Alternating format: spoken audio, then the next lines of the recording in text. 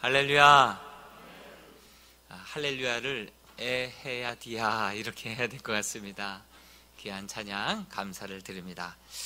지난 1월 다섯째 주가 있었던 때 오후 찬양 예배를 가족과 함께하는 오후 찬양 예배로 드렸었습니다. 그리고 가정에서 예배를 드리시고 드리신 장면을 사진으로 보내달라고 했습니다. 그래서 그 사진들 가운데 5가정을 선별해서 은혜로 닭을 한 마리씩 가정으로 쌓아 보내드렸습니다. 그런데 5가정을 엄선해서 보내려고 했는데 딱 5가정만 보냈습니다. 제가 생각해 보니까 저도 가정 예배를 드리면서 중간에 기도하는 동안에 사진 찍어서 올리라고 했지 하면서 생각이 나서 저도 그때 눈 감고 딱 찍었던 생각이 났거든요. 많은 가정이 그날 가정에서 예배를 드리셨는데 순간 하나님께 집중하니라고 사진을 찍지 못해서 많이들 못 보내셨겠구나. 그래서 보내신 분들은 다 보내드리자 해서 5가정 보내드렸습니다. 정말 우리가 또 다섯째 주가 있는 그 달에는 이렇게 가정에서 혼자서라도 가정재단을 쌓으시면서 자녀들과 통화할 때는 우리 같이 한번 예배 드리자, 예배 드리는 것이 소원이다 이렇게 얘기하시다 보면 기도는 꿈은 이루어질 줄로 믿습니다. 그리고 또 하나 사진이 있습니다. 미얀마에서 조현성 선교사님이 보내온 사진입니다. 12월 12일 날 저희가 어린이 마스크를 선교지 현장에 캄보디아와 또 필리핀 현장에도 이렇게 어린이 마스크를 선물로 보냈습니다. 그래서 12월 25일 날에는 도착하겠거니 생각하고 성탄 선물로 마을의 아이들에게 나눠주면 좋겠다 했는데 2달이 지나서 지지난주에 도착했다고 합니다. 그래서 성탄 선물은 못 나눠줘도 이렇게 마을 전도로 아이들 부모에게 같이 나눠주면서 선교에 열심을 내겠다고. 그렇지만 2 자녀가 코로나에 확진이 돼서 좀 기도 부탁한다고 조현성 선교사님에게 카톡으로 연락이 왔습니다. 우리 선교지를 위하여서도 계속해서 기도해주는 그러한 기도자들이, 후원자들이 되었으면 좋겠습니다. 오늘은 분쟁과 분간이라고 하는 제아의 말씀으로 하나님의 말씀을 나눌까 합니다. 제가 금요일마다 이렇게 코로나 검사를 받습니다. 그래서 오늘도 마스크를 좀 아무 증상도 안 나타나고 검사도 음성으로 나와서 이렇게 같이 한번 대면하여 말씀을 전하도록 하겠습니다. 오늘 본문 말씀에 보면요, 예수님의 마음이 매우 답답해 하시는 것을 느낄 수 있습니다. 매우 안타까워 하시는 그런 마음이 느껴지는 말씀입니다. 우리 좀 전에 읽었던 말씀인데요, 49절에도 보니까 내가 불을 땅에 던지러 왔노니 이 불이 이미 붙었으면 내가 무엇을 원하리요 이렇게 말씀하고 있습니다.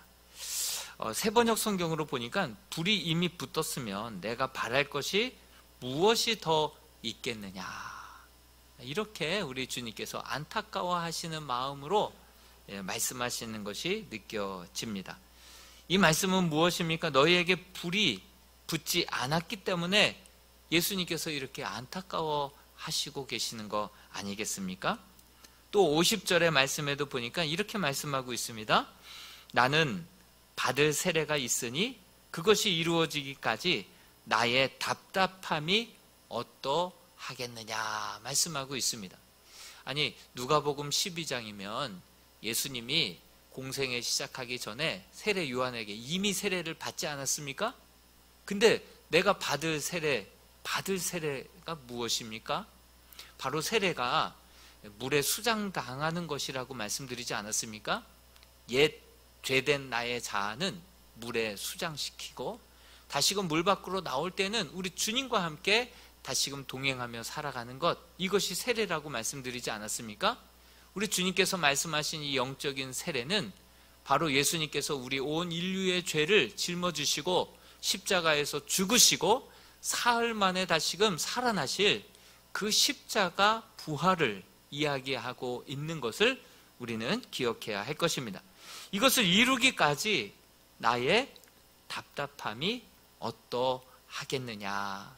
우리 예수님께서는 이 십자가 구원을 완성할 때까지 이 시대를 보아도, 하나님의 백성을 보아도, 종교 지도자들을 보아도, 정말 성도들의 가정을 보아도 우리 예수님의 마음이 답답한 거예요. 불을 던지러 왔는데 그 불이 붙지 않은 거예요. 그 불이 붙지 않은 그 신앙의 모습들을 바라보면서 우리 주님이 이렇게 안타까워하시고 이렇게 답답해 하시는 모습을 보게 됩니다. 2000년이 흘렀습니다. 지금 우리의 모습은 어떻습니까? 아니, 우리를 볼 것도 없고 내 자신은 어떻습니까? 내 안에 이 뜨거운 불이 있습니까? 우리 주님께서 이 땅에 오셔서 불을 던지러, 불을 붙이러 왔는데 그 불이 아직 붙지 않았다라고 안타까워 하시는데, 2000년 전이나 지금의 교회나 지금 우리의 가정이나 우리의 심령은 어떻습니까? 그 예수님께서 붙이고자, 던지고자 오신 그 불이 우리 가운데 있습니까? 그렇다고 한다면 그 불은 어떤 불일까요? 진짜 액면 그대로 우리 예수님께서 화염병을 가져다가 이 로마 군병들을 향하여서, 로마 시내를 향하여서 이 화염병을 던지기 위해서 주님이 오신 것일까요? 사회 참여를 강조하는 그러한 교단에서는 화염병도 던지고 쇠파이프를 들고 같이 막 데모에도 막 동참하고 그러더라고요. 우리 예수님께서 데모하기 위하여서, 화염병 던지기 위하여서 액면 그대로 그 불이 진짜 이 시내에 던질 그 불을 말씀하고 계실까요? 아니죠. 영적인 의미가 있습니다. 헬라어로 피르, 영어로는 fire입니다. 불이긴 불인데 그 불은 보다 더 영적인 의미를 가지고 있음을 우리는 직감할 수 있습니다. 우리 주님이 이 땅에 나타나실 때 여러 깨어있는 자들을 통하여서 메시아의 장차 오실 일과 그가 오셔서 장차 하실 일에 대해서 많이들 예언을 했었습니다. 특히 사가랴의 예언에 보면 그 예수 그리스도의 임하심을 돋는 해다라고 그렇게 예언을 했었죠. 돋는 해가 무엇입니까? 떠오르는 태양이 무엇입니까? 밤새 그 짙은 어두움을 다 몰아내고, 그리고 따뜻한 그 태양의 빛으로 불을 밝혀서 어두움을 다 씻어내고 밝은 빛으로, 진리 가운데로, 따뜻한 빛 가운데로 다시 자기의 백성들을 친히 인도하시고 보살피신다라고 하는 그러한 뜻으로 우리 주님이 이 땅에 오셨다라고 그렇게 예언하지 않았습니까? 누가복음 2장에도 보면 시므온이라고 하는 의롭고 경건하여서 이스라엘의 위로를 기다리던 자가 있었습니다. 성령이 그와 함께 하셔서 성령의 감동으로 성전에 들어갔는데 마침 그 결례대로 아기 예수를 그렇게 정결 예식을 지키기 위하여서 엄마 마리아가 성전에 데리고 들어온 모습을 보면서 그 아이를 끌어안으면서 내가 이제 죽어도 여한이 없다고 그렇게 시므온이 찬송을 부르지 않습니까? 그러면서 그 메시아 예수를 향하여서 이방을 비추는 빛이요 주의 백성 이스라엘의 영광이니이다 이렇게 고백을 합니다. 아울러서 그 빛이 온 땅에 비추게 될 때 나타날 두 가지 역사에 대해서도 예언을 합니다. 그 말씀이 누가복음 2장 34절에서 35절의 말씀인데요. 같이 한번 읽어보겠습니다. 시작. 시므온이 그들에게 축복하고 그의 어머니 마리아에게 말하여 이르되 보라 이는 이스라엘 중 많은 사람을 패하거나 흥하게 하며 비방을 받는 표적이 되기 위하여 세움을 받았고 또 칼이 내 마음을 찌르듯 하리니 이는 여러 사람의 마음의 생각을 드러내려 함이니라 하더라. 말씀을 잠깐 띄워주십시오. 패하면 패하게 하는 것이지 패하거나 흥하게 한다는 것이 무엇입니까? 우리 주님께서 빛으로 오셨다고 하는 것은 모든 어두움들, 죄악들을 이 땅 가운데 드러내시기 위한 심판주로 오셨습니다. 그리고 그 모든 죄악들을 끌어안고 주님 앞에 나와서 나는 죄인으로서이다. 나의 죄를 용서하여 달라고. 나는 죽을 죄인입니다. 그렇게 고백하는 자들에게 그 죄를 다 사하여 주시기 위하여서 우리 주님은 심판주로 또한 동시에 구원주로 이 땅에 오셨다라고 하는 사실이죠. 그래서 우리 주님께서 빛 가운데 오셔서 패하거나 동시에 우리는 구원받는 날이라고 한다면 하나님을 믿지 않는 저들에게는 심판의 날이 되는 거 아니겠습니까? 우리 주님의 오심이 바로 그렇다라고 하는 사실이죠. 심판주로 오셔서 패하게 하거나 또 구원주로 오셔서 동시에 예수 그리스도로 인하여서 흥하게 구원받게 하기 위하여서 우리 주님 오셨습니다.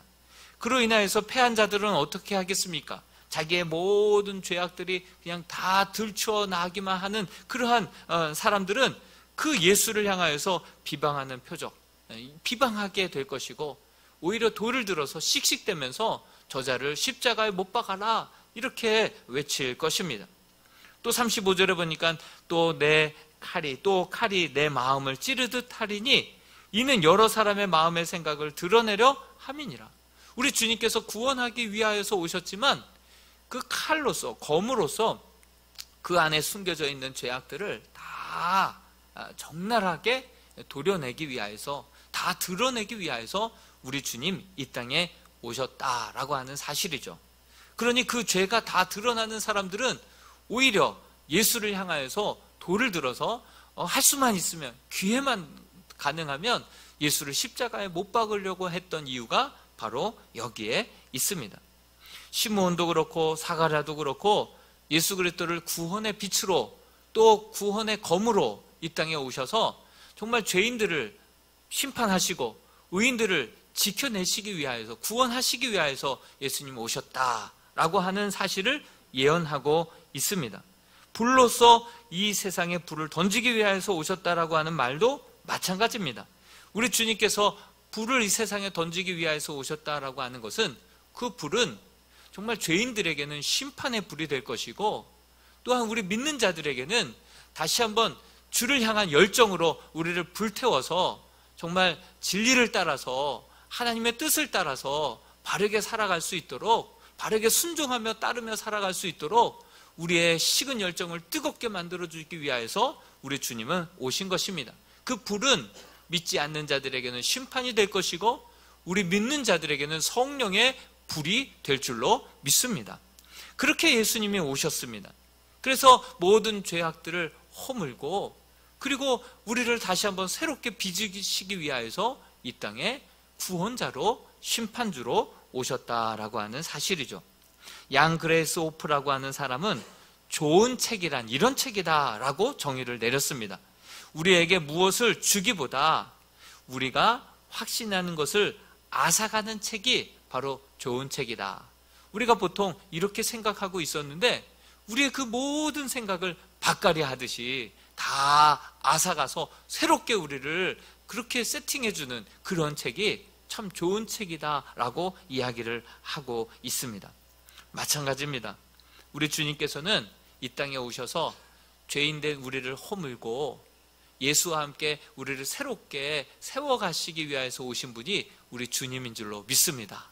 그래서 불러 오셔서 우리의 헛된 모든 것들을 태우시고 우리를 정결하게 하시고 주의 뜻에 순종하는 온전한 백성으로 만들어서 우리를 새롭게 세워가시기 위해서 불로서 이 땅에 오신 분이 우리 주님인 줄로 믿습니다.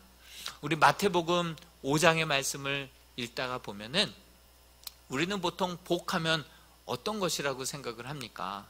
우리는 현찰을 복이라고 하고 부동산을 복이라고 하고 장수를 복이라고 하고 뭐 여러 가지 이 땅의 분복들을 복이라고 하지 않습니까? 그런데 성경 마태복음 특별히 5장을 보면 거기에 팔복이 나옵니다. 팔복.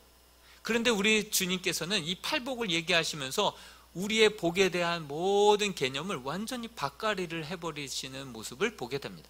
우리 주님께서 말씀하시는 팔복은 바로 심에온의 극마화의 앞글자만 따서 외우기 쉽게 적어봤습니다.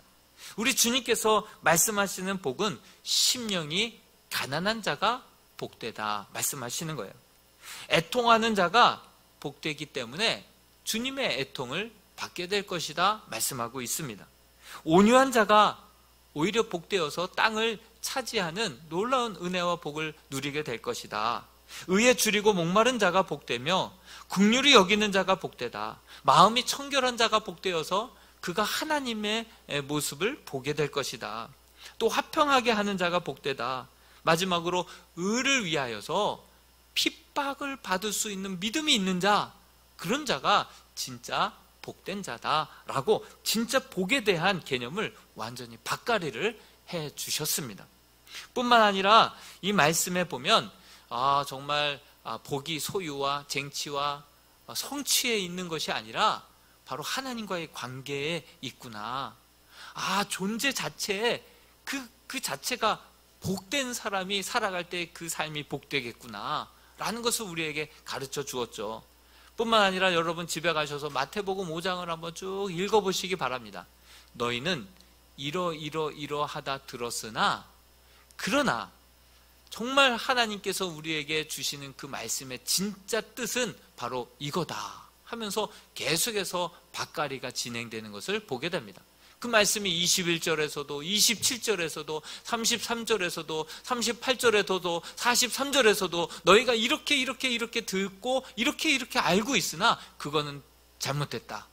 진짜 하나님께서 원하시는 것은 이거다 라고 계속해서 우리 이 땅에 오셔서 우리 주님께서 우리의 심령을 밭갈이를 해주고 가셨다라고 하는 사실이죠. 그러다 보니 예수님이 지나가는 곳마다 분쟁이 일어나지 않을 수 없어요. 예수님이 지나가는 곳마다 혼란이 생기지 않을 수가 없는 것이죠. 그래서 누가복음 12장 51절에서 53절에 보면 계속해서 분쟁에 대한 이야기가 나옵니다. 내가 세상에 화평을 주려고 온 줄 아느냐? 내가 너에게 이르노니 아니라 도리어 분쟁하게 하려 함이로다. 이 모든 것을 허물고 다시금 세우려면 혼란이 오죠. 분쟁이 오죠. 또 그 복음을 듣고 온전히 회개하는 자들, 그런 자들에게는 회개가 나오겠지만 그렇지 않고 어디 나를 언제 봤다고 나보고 죄인이라고 해? 그런 사람들에게는 돌을 들어서 싸우려고 달려들기 때문에 여러 가지 믿는 사람들과 안 믿는 사람, 복음 전하는 자와 듣지 않는 자, 가족들 중에서도 서로 분쟁이 일어날 수밖에 없는 것입니다. 여러분, 개인의 구원도요, 내가 허물어져야 내가 바로 예수 그리스도로 새롭게 세워질 수 있는 것입니다. 세상의 나라도요, 정말 허물어져야 하나님의 나라가 다시금 온전하게, 완전하게 세워질 수 있는 것입니다. 허물지 않고 분쟁하지 않고 전쟁을 대가를 치르지 않고 결코 새로워질 수 없다라고 성경은 말씀하고 있습니다. 특별히 오늘 말씀을 공동체적인 관점으로 한번 함께 보고자 합니다.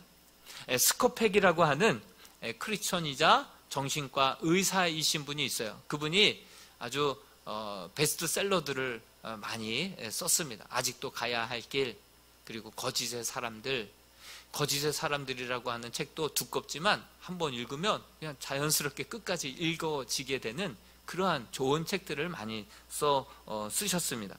그런데 그가 이 공동체를 두 가지로 책에서 나누었습니다. 첫 번째로 사이비 공동체가 있다. 그리고 생명 공동체가 있다. 이렇게 두 가지 공동체로 나누었습니다. 그러면서 하는 말이 주님께서는 이 땅에 이 사이비 공동체를 허무시고 이것을 생명 공동체로 세우기 위하여서 우리 주님 오셨다. 이렇게까지 이 고백을 합니다. 그가 말하는 사이비 공동체란 그냥 이단 공동체만을 뜻하지 않습니다. 그가 말하는 사이비 공동체란 바로 생명이 없이 껍데기만 존재하는 그런 공동체를 바로 이러한 사이비 공동체라고 지목을 합니다. 예를 들면 가정을 한번 보겠습니다. 가정이 있습니다. 이혼하자니 혼자서 살아갈 길이 막막합니다. 그러다 보니 참고 견디죠. 부부로서, 가정으로서 함께 껍질은 가족이고 결혼을 했지만 그러나 그 안에 사랑이 없고 정말 생명력이 없이 그냥 가족만 그렇게 이루어져 가는 그러한 생명력 없는 그러한 공동체, 그러한 공동체가 바로 사이비 공동체다. 생명이 없다. 사랑이 존재하지 않는다. 이렇게 이야기합니다. 북한 또한 그렇습니다. 정말 수많은 북한 주민들이 북한 체제에 불만이 왜 없겠습니까? 그러나 북한 주민들이 김정은에 대해서 대를 이어서 충성하고 있는 이유가 무엇입니까? 분명히 마음에 들지 않고 바른 길로 가고 있지 않다는 거 알면서도 이 국가마저 무너지면 다 무너지기 때문에 그나마 그 형태라도 유지하고 그 체제를 지켜나가기 위하여서 그렇게 충성하는 거 아니겠습니까? 하나님은 생명의 원천이십니다. 그러나 하나님을 믿는다고 다 생명의 공동체를 이루는 것은 아닌 듯 보입니다. 성경에 보면 바리새인들, 서기관들이 나옵니다. 율법과 전통이라고 하는 그 껍질에 갇혀서 그만 생명력을 잃어버렸습니다. 그래서 예수님께서 이 땅에 오셔서 이 바리새인들, 이 서기관들을 바라보시면서 계속해서 수술의 칼을 끄집어내어서 그들의 상처난 부위를 자꾸 건드리시는 것입니다. 그러면서 그들을 향하여서 뭐라고 허무는 말씀을 하십니까? 독사의 자식들아, 회칠한 무덤아. 겉은 화려해 보이고 그럴듯해 보이고 정말 신앙 좋은 듯 보이지만 그러나 그 속에는 그렇게 시체들로, 냄새나는 그런 썩은 시체들로 가득한 회칠한 무덤이라고 우리 주님은 적나라하게 그렇게 말씀하십니다. 너희 그 겉은 깨끗해 보이고 회를 칠해서 정말 단정해 보이지만 그러나 그 속은 탐욕과 거짓과 위선과 외식들로 가득 차 있다. 이렇게 우리 주님께서는 계속해서 말씀하십니다. 겉으로 보기에는 깨끗해 보이지만 속 안에는 그렇게 더러운 것들로 넘쳐난다 책망하십니다. 오늘 말씀에서도 마찬가지입니다. 누가복음 12장 56절에서도 뭐라고 말씀하십니까? 외식하는 자여, 너희가 천지의 기상은 분간할 줄 알면서도 어찌 이 시대는 분간하지 못하느냐. 이렇게 우리 주님께서 탄식하고 있습니다. 이들은 하나님을 섬기는 것이 아니라 율법을 잘 지켜서 하나님에게 자신들이 원하는 복을 받겠다고 하는 것입니다. 한마디로 기복신앙을 가지고 있는 자들이죠. 하나님을 섬기는 것이 아니라 자신의 욕망을 섬기고 있는 자들인 것입니다. 그래서 주님은 바리새인들을 돈을 사랑하며 이렇게 특징을 지우지 않았습니까? 이들은 또한 말씀대로 사는 자 같아 보이지만 말씀대로 사는 자들이 아니라 오히려 그 말씀의 수준을 낮춥니다. 율법에 중한 바 의와 인과 신은 다 벌어버리고 율법을 자기 수준으로 낮춰서 지킬 만한 수준으로 낮춰버립니다. 예를 들면 조미료에 넣는 근체에 11조까지 아주 조미료 조금 넣는데 그 가운데서도 11조를 떼서 하나님께 드렸다 하면서 나는 율법을 다 지켰다라고 자기 의를 자랑하는 자들이 바로 바리새인들이었습니다. 이들은 율법을 제도라고 하는 겉껍데기에 갇혀서 생명력이 없는 그러한 자들이었죠. 이들은 제도가 없으면 자기네들도 다 무너지기 때문에 어떻게 해서든지 이 제도를 지켜내려고 바둥바둥 됐던 자들입니다. 이들은 전통을 지키고 관습과 그 틀을 어떻게 해서든지 지키려고 하다 보니 할 수만 있으면 오히려 이것을 비난하는 예수님을 잡아 죽이려고 했던 것입니다. 우리 주님은 이 틀을 깨트려서 다시금 이 사이비 공동체를 사랑의 공동체로, 생명의 공동체로 다시금 만들려고 하시다 보니 이 둘 사이에 계속해서 분쟁과 혼란과 다툼이, 음모가 계속해서 발생했던 것이죠. 여러분, 광주에 아이파크 그 아파트 붕괴 201동인가요? 붕괴했죠. 그래서 많은 사람들이 이제 이 201동을 다 허물고 그리고 다시 지어야 된다. 그렇게 전문가들도 얘기하는데 거기에 있는 모든 동을 다 부수고 다시 지어야 되나 아니면 그렇게 붕괴되었던 201동만 다시 허물고 지어야 되나. 여러분 같으면 정말 201동 그렇게 허물어졌던 것을 개보수했다고 해서 그 집에 들어가서 살 수 있겠습니까? 우리 주님께서는 이 땅에 오셨을 때 정말 잘못된 이러한 믿음의 공동체를 이렇게 형식화되고 제도화되었던 이 공동체를 그렇게 허무시고 다시금 참된 성경적인 생명력 있는 믿음의 공동체로 다시금 세우기 위하여서 그 가운데 불을 던져주시고 분쟁을 일으키시고 이것을 허물고 저것을 세우기 위하여서 우리 주님은 이 땅에 오신 줄로 믿습니다. 여러분, 우리 주님께서 원하시는 것은 생명 공동체라고 하는 사실이죠. 우리 요한복음 10장 10절 말씀을 같이 한번 읽어보겠습니다. 시작. 도적이 오는 것은 도적질하고 죽이고 멸망시키려는 것뿐이요 내가 온 것은 양으로 생명을 얻게 하고 더 풍성히 얻게 하려는 것이니라. 아멘. 그렇습니다.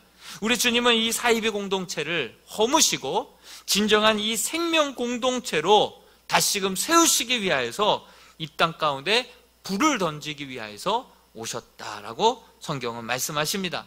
그러므로 우리의 성경적인 우리 그리스도인들도 이람의 성도들도 특별히 영혼을 맡은 셀 리더들, 협력 리더들도 정말 화석화처럼 점점 굳어져 가고 있는 이 공동체를 다시 한번 사랑의 공동체로, 생명 공동체로, 또한 사명 공동체로 바꾸어 나가는데 정말 우리에게 불을 주시옵소서, 하나님의 마음을 주시옵소서.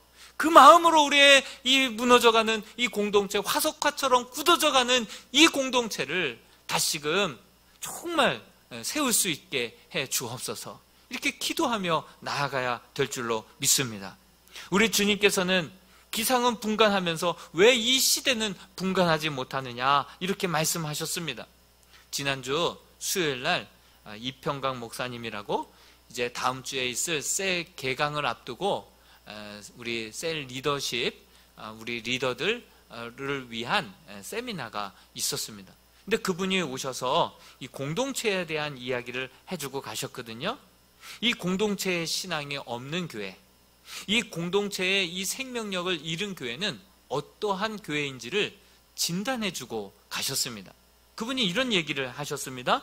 생명력이 없는 그 현대의 교회는 이렇다, 이렇게 말씀하고 있는데 우리 한번 우리 스스로를 자가 점검하면서 한번 읽어봤으면 좋겠습니다. 첫 번째로, 일주일에 한 번만 교회에 나와서 예배 드리는 것으로 만족한다.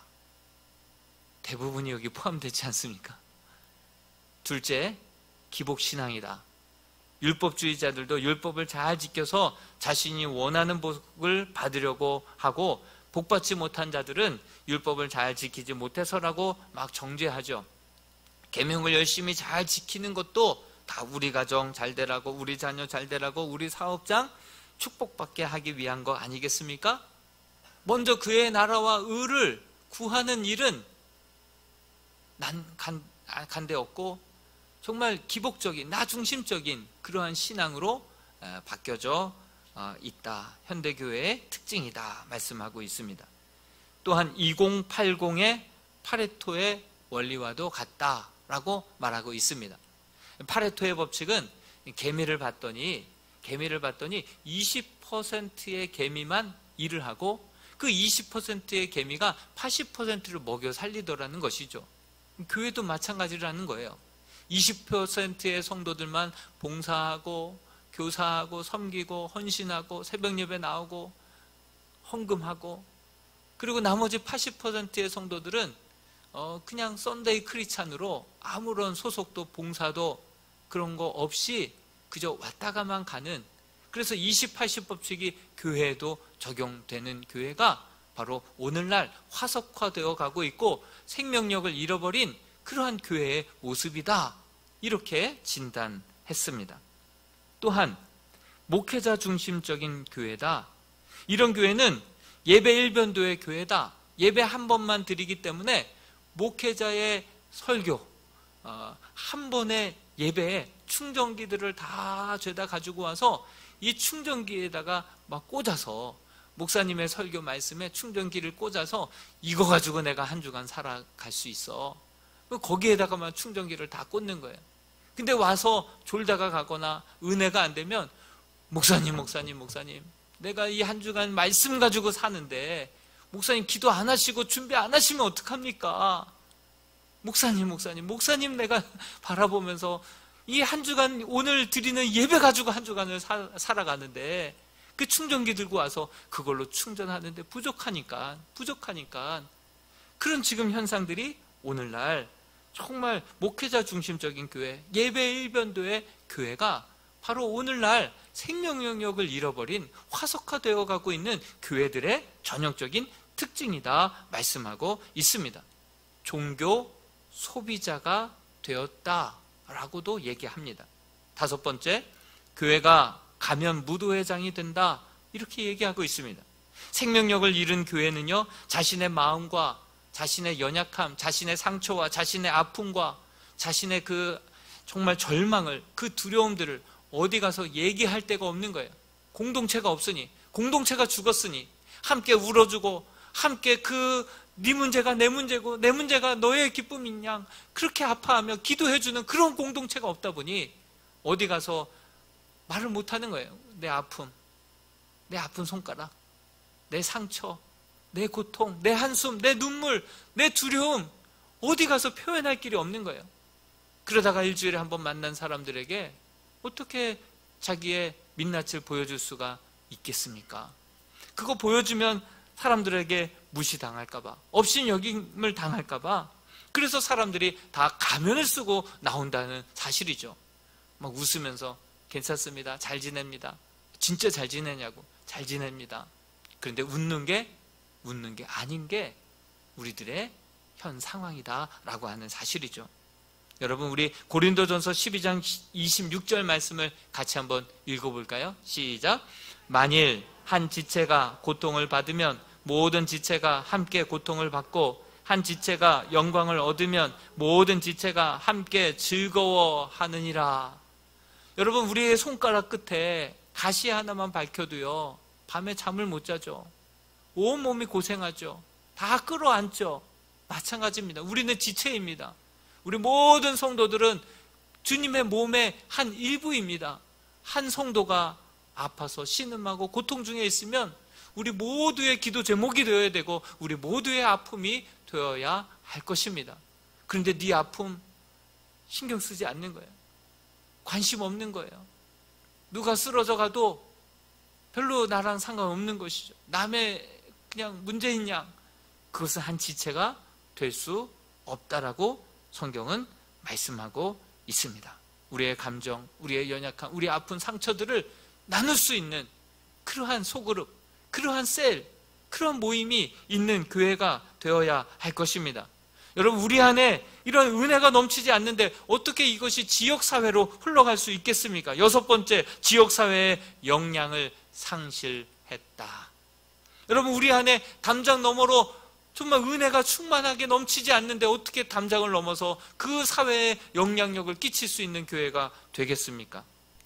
요즘 코로나19로 이러한 것들이 당연시화 되어가고 있지는 않습니까? 정말 훌륭한 변명거리가 생기지 않았습니까? 예배와 모임이 점점 그래서 화석화되어 가고 있습니다. 제도화되어 가고 있습니다. 종교화되어 가고 있습니다. 그 생명력을 잃어가고 있다 하는 것이죠. 그럴 때 교회에도 성도 한 사람 한 사람에게도 우리 주님께서 던져주고자 하는 그 불이 필요한 줄로 믿습니다. 우리의 심령 가운데 성령의 불, 우리 교회 가운데 성령의 불이 필요한 줄로 믿습니다. 우리 교회는 과연 어떤 모습으로 지금 서 있습니까? 과연 어떤 모습으로 점점 굳어져 가고 있지는 않습니까? 우리 개인의 신앙의 모습은 어떻습니까? 신앙은요, 불을 경험하는 것입니다. 여러분, 우리가 왜 자꾸 외식을 합니까? 불이 없기 때문에 그렇습니다. 왜 우리가 지금 자꾸 사람들의 눈치를 봅니까? 그 안에 불이 없기 때문에 그렇습니다. 왜 믿는 듯 하다가 왜 변화되지 못하고 성장하지 못하는 이유가 무엇입니까? 그 안에 불이 없기 때문에 그렇습니다. 교회가 왜 자꾸 생명력을 잃어버리고 화석화되어 가고 변질되고 있습니까? 교회조차 교회조차 정말 그 불을 잃어버렸기 때문에 그렇습니다. 우리 주님은 불을 던지기 위하여서, 불을 번지게 하기 위하여서 이 땅에 오셨다라고 말씀하셨고, 정말 간절히 찾는 자가 나를 만날 것이다 라고 말하는 것처럼 사모하는 심령 가운데 성령의 불을 오늘 또 내려주실 줄로 믿습니다. 코로나19가 다시금 급증하고 있습니다. 성경은 계속해서 이 시대를 분간하지 못하느냐, 일기를 보면서, 일기예보를 보면서 이 일기는 분간하면서 왜 이 시대에 대해서는 분간을 하지 못하고 감각 없이 살아가느냐, 우리 주님 안타까워 하십니다. 여러분, 왜 지금 이 코로나가 급증하고 있다고 생각이 드십니까? 이렇게 모일 거면 모이지 말라는 뜻 아니겠습니까? 지금까지 이렇게 모였던 것처럼 계속해서 이렇게 모일 거면 모이지 말라고 흩어버리시는 하나님의 음성 아니겠습니까? 그렇지만 이 코로나19를 변이바이러스로 바꿔주셔서 우리가 감당할 수 있는 감기 수준으로 낮춰버리신 이유가 무엇이겠습니까? 다시 모일 때에는 새롭게 생명 공동체로 모여라. 다시 주 앞에 나올 때에는 뜨거운 불을 가지고 주 앞에 나와라. 이렇게 우리 주님께서는 우리를 새롭게 하기 위한 하나님의 그러한 기회를 주시는, 은혜를 베풀어 주시는 하나님의 메시지 아니겠습니까? 이제 우리가 정말 일주일에 한 번만 예배드렸던 우리들의 삶이 이제는 매일매일 하나님 앞에 제단을 쌓고 공식적인 예배에는 정말 열심히 한번 나아보시는 그러한 성도가 될 수 있기를 바랍니다. 기복적인 신앙이 아니라 하나님의 나라와 영광을 위하여서도 연탄불을 한 번이라도 번쩍 태우는 것처럼 나 자신을 태워서 하나님께도 영광 한번 돌려드리는, 그래야 하나님 앞에 섰을 때 염치가 있지 않겠습니까? 일하는 사람만 일하는 교회가 아니라 모든 성도들의 지체의식을 가지고 손은 손으로서, 발은 발로서, 보이지 않는 장기는 장기로서 자기의 역할을 감당해내는 그러한 교회가 될 수 있기를 바랍니다. 목회자 중심이 아니라 하나님 중심으로 매일매일 하나님 앞에 말씀과 기도로 하루를 열어갈 수 있는 그러한 복된 성도들이 될 수 있기를 바랍니다. 그래서 우리의 그 은혜가 강물과 같이 흘러서 이 지역을 그렇게 함께 주님의 사랑으로 물들일 수 있는 그러한 생명교회가 될 수 있기를 주님의 이름으로 축원드립니다.